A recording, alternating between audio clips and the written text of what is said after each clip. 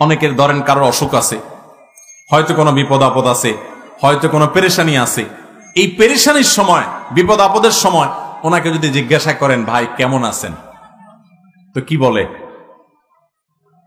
হ্যাঁ, মনে করেন খুব বিপদ আপদে আছে, খুব ঝামেলা যাচ্ছে, মুসিবত আছে, পেরেশানি আছে, অসুখ বিসুখ আছে, যদি জিজ্ঞাসা করেন ভাই কেমন আছেন, কি বলবে? কোন মতে আছি। আর কি বলবে? আর কয়া লাভ নাই। আর কি বলবে?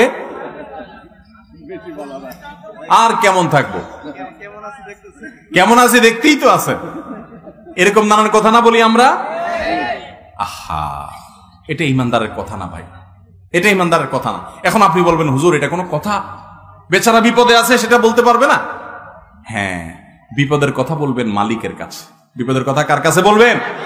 জায়গা মতো বলবেন। আরে গোলামদের কাছে বিপদের কথা বলে লাভটা কি? গোলামদের কাছে বিপদের কথা বলে লাভ আছে? বিপদের কথা বলতে হবে কার কাছে? আল্লাহর কাছে। দুই হাত তুলে চোখের পানি দিয়ে বুকটা ভাসিয়ে দিবেন, ভিজিয়ে ফেলবেন। ইমানদার তার বিপদ আপদের কথা, তার কষ্টের কথা অবশ্যই বলবে। বলবে না মানে, না বললে মানুষ হালকা হবে কোত্থেকে? কিন্তু ভাই, বিপদের কথা আল্লাহকে শোনাবেন। বিশ্বাস করেন, মানুষের কাছে বিপদের কথা বললে বিপদ কমবে না, বরং বিপদ আরো কিরকম বাড়বে। আমি বলি, কারোর কাছে নিজের কষ্টের কথা বললে মানুষের মন শান্তি পায় না, মন আরো অস্থির হয়। আমি অর্থের কষ্টে আছি, আমি একজনকে বললাম ভাই অর্থের কষ্টে আছি, তার কাছে আমি ছোট হলাম না বড় হলাম? কারোর কাছে ছোট হইতে কারোর ভালো লাগে?